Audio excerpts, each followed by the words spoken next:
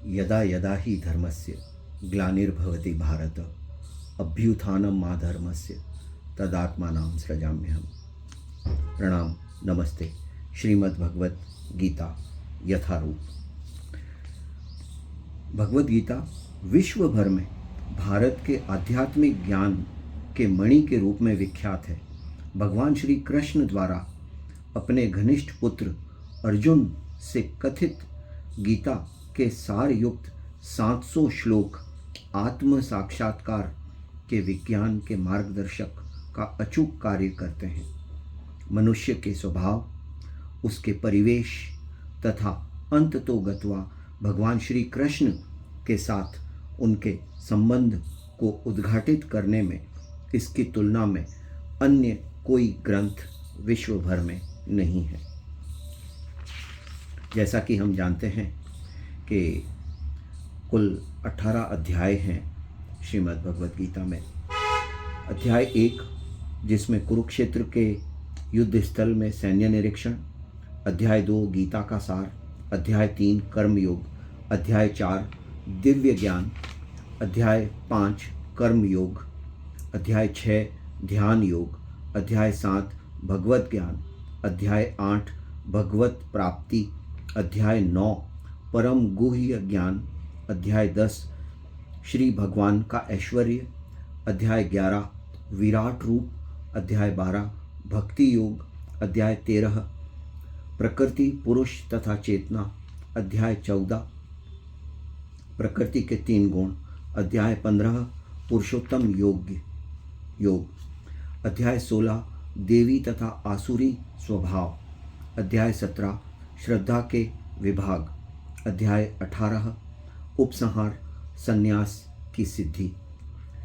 यद्यपि भगवत गीता का व्यापक प्रकाशन और पठन होता रहा है, किंतु मूलतः यह संस्कृत महाकाव्य भारत की एक उपकथा के रूप में प्राप्त है। महाभारत में वर्तमान कलयुग तक की घटनाओं का विवरण मिलता है। इस युग के प्रारंभ में आज से लगभग 5000 वर्ष पूर्व श्री कृष्ण ने अपने मित्र तथा भक्त अर्जुन को भगवत गीता का उपदेश दिया था। हम कर्म योग जो कि 5वां अध्याय है वहाँ से प्रारंभ करते हैं। रोज़ाना 2 या 4 श्लोकों का सरल हिंदी में सरलार्थ अनुवाद हम सीखने की कोशिश करेंगे। अपने आध्यात्मिक मार्ग पर मैं आपका भी हृदय से स्वागत करता हूँ। ये सिर्फ मेरे और आपके बीच में भगवान श्री कृष्ण का एक संवाद है। कर्म योग। कृष्ण भावना भवित कर्म। अर्जुन ने कहा, संस्कृत में ऐसे है, संन्यासम कर्मणाम कृष्ण पुनर्योगम च शंससि। अर्जुन ने कहा, हे कृष्ण, पहले आप मुझ में कर्म त्यागने के लिए कहते हैं और फिर भक्ति पूर्वक कर्म करने का आदेश देते हैं। क्या आप अब कृपा करके निश्चित रूप से मुझे बताएंगे कि इन दोनों में से कौन सा अधिक लाभप्रद है? अर्जुन कंफ्यूज्ड है, मेरी तरह और आपकी तरह। What to do and what not to do, that's the question. तो भगवान श्री कृष्ण ने उत्तर दिया, मुक्ति के लिए तो कर्म का परित्याग तथा भक्तिमय कर्म योग दोनों ही उत्तम है।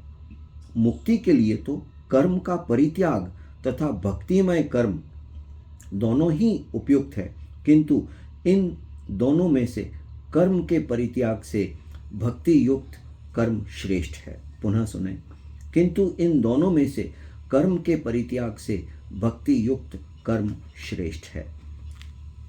3 श्लोक। जो पुरुष न तो कर्म फलों से घृणा करता है न ही कर्म फल की इच्छा करता है, वह नित्य सन्यासी जाना जाता है।